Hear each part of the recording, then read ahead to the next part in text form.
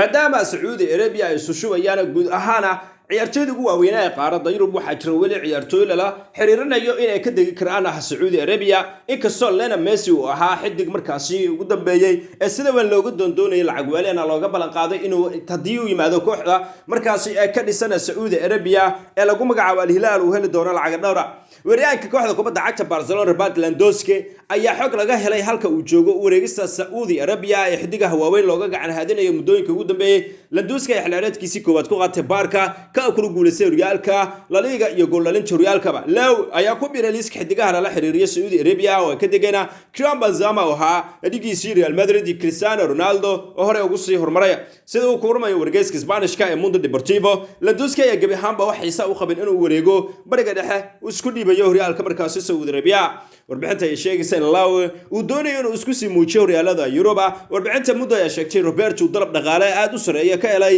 balse gacan sayd ayuu markaasi ku sameeyay mid ka mid ah waxyaabaha Lew rajaynayo inuu xilciyaareedkiisii labaad ee Barcelona ayaa in ka garab ciyaarista Lionel Messi uu sheegay inuu xajiib u noqon doonto laakiin taasi waxa beenisay kadib markii Messi kooxda kubadda cagta Miami ka dhisan wadankaas Mareykanka ay sheegatay in xidiga ay la wareegtay